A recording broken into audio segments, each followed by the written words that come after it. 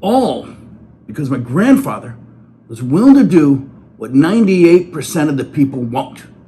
Let me tell you a great personal story in my family on what it takes to succeed. Obviously, and what I always talk about, you have to do more than what 98% of the people are willing to do. But I'm going to tell you a personal story.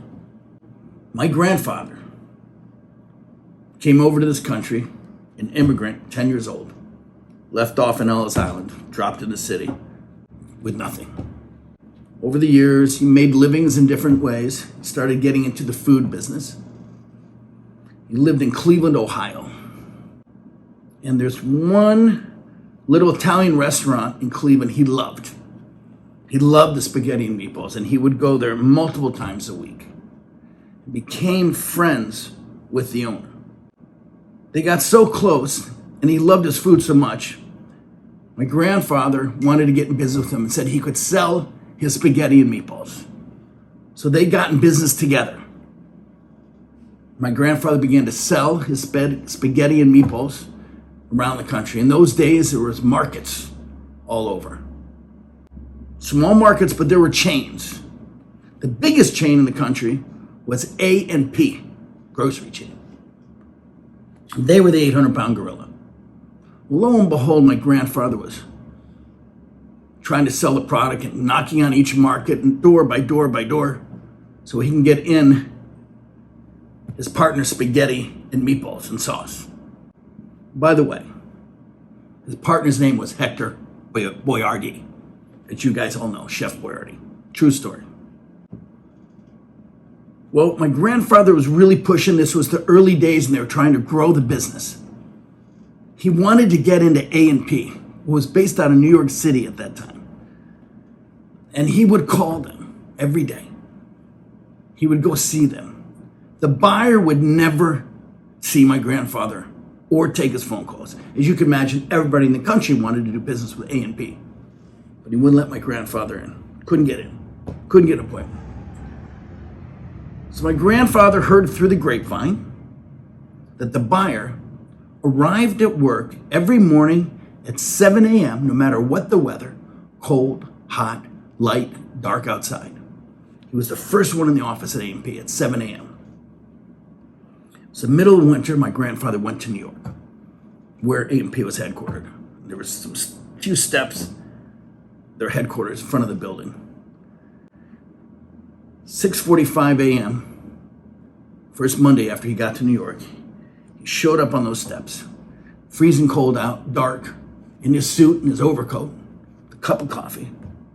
And sure enough, the buyer walks by my grandfather, just my grandfather and him, by the steps. He says to my grandfather, "Hi, good morning." My grandfather says, "Good morning." The buyer goes into the building for work for the day. The next morning at 6:45, my grandfather was there at those steps, in the dark, in the ice cold, with his coffee, his suit, his good jacket on, overcoat. Sure enough, that buyer walked by. "Good morning," my grandfather said. "Good morning." Buyer went into work. Third day, Wednesday. Sure enough, my grandfather was there at 6:45 a.m. with his cup of coffee, in his suit, with his overcoat. The buyer came in again and said to my grandfather, "Good morning." Third day now. The next day was a Thursday. And it was extremely cold that morning. My grandfather was there at 6:45 a.m. in the dark, in the ice cold, with his suit, his overcoat, his cup of coffee, shaking.